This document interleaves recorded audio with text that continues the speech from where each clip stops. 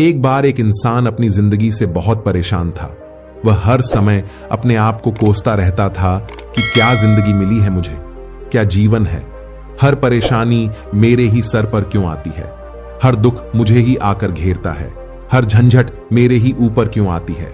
एक दिन इसी तरह बैठा हुआ वह खुद को कोस रहा था कि क्या नसीब है मेरा, क्या किस्मत है मेरी, क्या जिंदगी है मेरी, कि तभी अचानक एक बाज अपने शिकार को पंजों में दबाए हुए एक पेड़ पर आकर बैठ जाता है और वहीं पर अपने उस शिकार को खाने लग जाता है। यह परेशान आदमी जब उस बाज को देखता है तो कहने लगता है कि क्या जिंदगी है इसकी, क्या जीवन जी रहा है, क्या मजे कर रहा है। न इसे खाने की चिंता, न पीने की, न पहनने की और न ही परिवार की चिंता। आराम से शिकार करता है और मस्त खुली हवाओं में कभी इधर तो कभी उधर घूमता है। सारे दिन आसमान में उड़ता रहता है। असल जिंदगी तो यही है, असली जीवन तो ये जी रहा है। और फिर वह आसमान की तरफ देखकर जोर जोर से चिल्लाता है कि काश मैं भी एक बाज होता तो मुझे भी कोई दुख ना होता, मुझे भी कोई परेशानी ना होती। काश मैं भी एक बाज होता। जब वह 2 से 3 बार जोर जोर से चिल्लाता है कि काश मैं भी एक बाज होता तो मुझे भी कोई दुख ना होता, मुझे भी कोई परेशानी ना होती, तो अचानक आसमान में बिजली कड़कने लग जाती है और आसमान से आवाज आती है कि हे इंसान, क्या हमने सच सुना कि तू हमारी दी हुई जिंदगी से परेशान है और तू एक बाज बनना चाहता है। तो इस आकाशवाणी को सुनकर यह इंसान हैरान रह जाता है और आसमान की तरफ देखकर कहता है कि हां, मैं सच में अपनी जिंदगी से बहुत परेशान हूं, क्योंकि हर परेशानी मेरे साथ ही है, हर दुख मुझे ही है, हर तकलीफ मेरे ही साथ है। तो आसमान से फिर आवाज आती है कि इंसान एक बार फिर सोच ले, हमने तुझे बड़ी प्यारी जिंदगी दी है, लेकिन अगर फिर भी तू चाहता है कि हम तुझे बाज बना दें तो हम तुझे बाज बना देंगे। लेकिन अगर एक बार हमने तुझे बाज बना दिया तो फिर हम तुझे दोबारा बाज से इंसान नहीं बनाएंगे। तो यह आदमी तुरंत जवाब देता है कि मैंने अच्छी तरह से सोच लिया है कि मुझे बाज ही बनना है, और एक बार बाज बनने के बाद मैं दोबारा कभी नहीं कहूंगा कि मुझे इंसान बनना है। तभी ऊपर से आवाज आती है कि जैसी तुम्हारी इच्छा, और वह इंसान बाज बन जाता है। बाज बनते ही वह इंसान खुली हवा में उड़ने लगता है। अब वह कभी उड़ता हुआ इधर चला जाता है, कभी उड़ता हुआ उधर चला जाता है और सोचता है कि क्या मजे की जिंदगी है। असल जिंदगी तो यही है, न कोई चिंता, न कोई परेशानी, न कोई डर। वह सारा दिन ऊंचे आसमान में उड़ता रहता है। 2-3 मिनट पंख मारता है, उसके बाद पंख मारना बंद कर देता है और लंबे समय तक हवाओं में तैरता रहता है। इसी तरह हवाओं में तैरते हुए शाम का समय नजदीक आ जाता है तो वह सोचता है कि मेरे पास रहने का ठिकाना भी होना चाहिए, मेरा अपना एक घर होना चाहिए जहां मैं रात में आराम कर सकूं। तो यह सोचकर वह छोटी छोटी लकड़ियां इकट्ठा करने लग जाता है और एक ऊंचे पेड़ पर अपना घोंसला बनाने लग जाता है।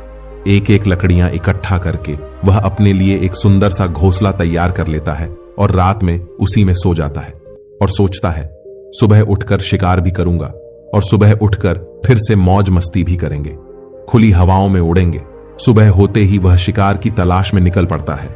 हवाओं में उड़ता रहता है, ऊपर से जाकर देखता है कि कहीं जमीन में मुझे कोई शिकार नजर आए तो मैं तुरंत जाकर उसे दबोच लूं और वहीं पर खा लूं। लेकिन उसे कोई शिकार नजर नहीं आता। काफी समय बीत जाता है। वह लगातार ऊंचाई से शिकार को ढूंढता रहता है, लेकिन उसे कोई शिकार नहीं मिलता। फिर पास ही एक जंगल होता है। यह उस जंगल में चला जाता है, यह सोचकर कि शायद वहां कोई अच्छा सा शिकार मेरे हाथ आ जाए। यह जंगल के ऊपर उड़कर शिकार को ढूंढता रहता है। जंगल के अंदर जाकर भी शिकार को ढूंढता है, लेकिन इसे वहां भी कोई शिकार नहीं मिलता। अब शाम का समय नजदीक आ जाता है। वह मायूस होकर वापस अपने घोंसले की तरफ लौट रहा होता है कि रास्ते पर थककर एक पेड़ के ऊपर बैठ जाता है। जब वह पेड़ के ऊपर बैठा होता है तो उसकी नजर एक बीमार चिड़िया पर पड़ती है जो कि घायल अवस्था में होती है। यह तुरंत जाकर उसे दबोच लेता है, उसके पंख निकालकर अलग कर देता है और उसे खा जाता है। उस चिड़िया को खाने के बाद वह अपने घोंसले की तरफ उड़ जाता है और रास्ते में सोचता है कि चलो बीमार चिड़िया ही सही, लेकिन कुछ तो खाने को मिला। वह अपने घोंसले पर पहुंचकर आराम करने लगता है और सोचता है सुबह एक अच्छा सा शिकार पकड़ना पड़ेगा और अपनी भूख मिटा लूंगा। जैसे ही सुबह का प्रकाश होता है वह निकल पड़ता है अपने शिकार की तलाश में। वह हवा में उड़ता रहता है, लेकिन आज फिर कोई शिकार इसके हाथ नहीं आता। काफी समय बीत जाता है। यह ऊंचाइयों पर जाकर अपनी तेज नजरों से शिकार को ढूंढने की पूरी कोशिश करता है, लेकिन इसे कोई भी शिकार नजर नहीं आता। फिर वह पास के उस जंगल की तरफ चला जाता है, लेकिन इसे वहां भी कोई शिकार नहीं मिलता। इसी प्रकार पूरे दिन उड़ते उड़ते शाम का समय नजदीक आ जाता है, तो यह निराश होकर वापस लौटने लगता है और रास्ते में एक पेड़ पर आकर बैठ जाता है। सोचता है शायद आज फिर कोई बीमार ही चिड़िया मिल जाती, लेकिन हर बार किस्मत मेहरबान थोड़ी होती है। अब तो कोई बीमार चिड़िया भी नहीं मिलती।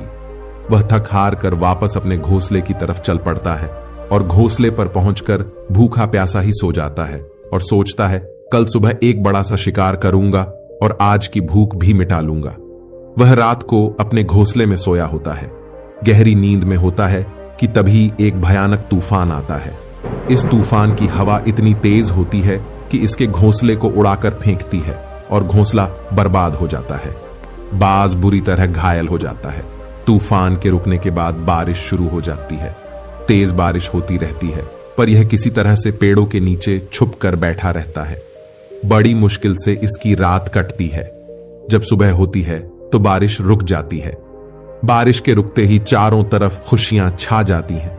चारों तरफ हरियाली छा जाती है। नदियां और झरने तेजी से बहने लगते हैं। सब कुछ फिर पहले के जैसा हो जाता है, लेकिन यह बाज अब पहले जैसा नहीं रहा। इसका पांव बुरी तरह घायल हो चुका है। इसके पंजे में एक लकड़ी लगी थी, उसकी वजह से इसका पंजा बुरी तरह क्षत विक्षत हो गया था। और मैं आपको बता दूं कि बाज का जो पंजा होता है वह उसके शिकार को पकड़ने के लिए सबसे जरूरी होता है, क्योंकि बाज अपने पंजों से ही अपने शिकार को पकड़ता है, दबोचता है और फिर अपनी चोंच के माध्यम से नोच नोच कर खाता है।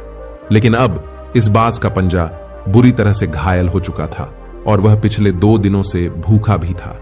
यह शिकार की खोज में थोड़ा सा उड़ता है कि शायद फिर कहीं कोई बीमार चिड़िया भी उसे मिल जाए, लेकिन कहां बार बार कोई बीमार चिड़िया मिलने वाली थी। वह कुछ देर तक उड़ता है, लेकिन फिर भूख और दर्द के मारे थक कर एक पेड़ पर आकर बैठ जाता है। वह पेड़ पर आकर बैठ तो जाता है, लेकिन उसे पता नहीं था कि यहां एक और मुसीबत उसका इंतजार कर रही है। और वह मुसीबत यह थी कि 8-10 कौवों का एक झुंड मिलकर इसे परेशान करने लग जाते हैं। इसके ऊपर आकर इसके घाव में चोंच मारने लग जाते हैं। उन्हें भी पता चल जाता है कि यह बाज घायल है और भूख की वजह से कमजोर भी है। यह बाज उनसे बचने के लिए थोड़ा सा उड़ता है और फिर जाकर बैठ जाता है। उनसे पीछा छुड़ाने का प्रयास करता है, लेकिन वह फिर उसके पीछे आ जाते हैं। तो फिर वह उड़कर थोड़ी दूर चला जाता है, लेकिन कौवों का समूह इसका पीछा नहीं छोड़ता और बार बार इसके पास आकर इसे परेशान करते हैं। कौवे अक्सर बाज के साथ ऐसा करते हैं, लेकिन फिर बाज भी उनके साथ एक खेल खेलता है। जब कौवों का झुंड बाज को परेशान करता है और उनका पीछा नहीं छोड़ता, तो बाज हवा में सीधी उड़ान भरने लग जाता है। वह तेजी से सीधा ऊपर की ओर उड़ने लग जाता है। कौवे भी उसके पीछे होते हैं, लेकिन कुछ देर तक उड़ने के बाद कौवे ऐसी ऊंचाई पर पहुंच जाते हैं जहां पर उन्हें ठीक से ऑक्सीजन मिलनी बंद हो जाती है। उनका दम घुटने लग जाता है, उनकी सांस रुकने लग जाती है, तो फिर वह वहां से ऊपर नहीं जा पाते। पर क्योंकि बाज तो बादलों से भी ऊपर उड़ सकता है, इसीलिए वह तो ऊपर चला जाता है, लेकिन कौवे वहां से ऊपर नहीं जा पाते और वह नीचे आने लगते हैं। तो इस तरीके से बाज उनसे अपना पीछा छुड़ा लेता है। लेकिन ऐसा करने के लिए, इतनी ऊंची उड़ान भरने के लिए इस बाज के पास उतनी ताकत नहीं थी, क्योंकि यह भूखा भी था और घायल भी था। तो यह उड़ता और थोड़ी सी दूर जाकर बैठ जाता और कौवे फिर से परेशान करने लग जाते। इसी तरह भूख और घायल हालत में एक दिन गुजर जाता है, दूसरा दिन गुजर जाता है, तीसरा दिन गुजर जाता है, लेकिन इस बाज की हालत में कोई सुधार नहीं हो रहा था। वह बद से बदतर होती जा रही थी।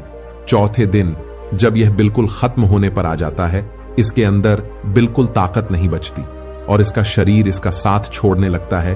तो यह किसी तरीके से उड़कर पास ही में इंसानों की एक हॉस्पिटल होती है, उसकी छत पर आकर बैठ जाता है और वहां से आने जाने वाले मरीजों को देखता है और अपने आप से कहता है कि काश आज मैं एक इंसान होता तो ऐसे छोटे मोटे जख्मों का हॉस्पिटल से इलाज करवा लेता।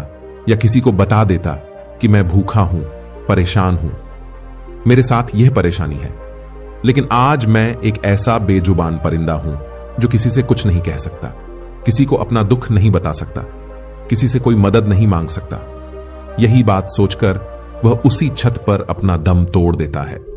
वह अपनी जान की कुर्बानी तो दे जाता है, लेकिन साथ ही साथ हमें यह सीख भी दे जाता है कि आपको जैसा बनाया गया है, आप जैसे भी हो उसी में खुश रहो और उसी में बेहतर करने की कोशिश करते रहो, ना कि इस बात से परेशान रहो कि काश में ऐसा होता, काश में वैसा होता, काश मैं ये बन जाऊं।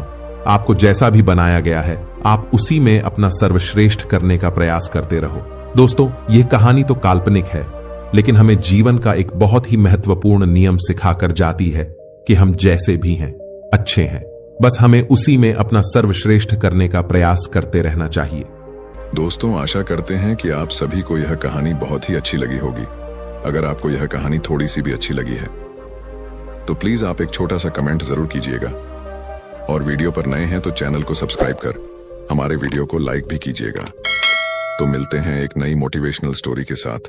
तब तक के लिए ओम बुधाय नमः।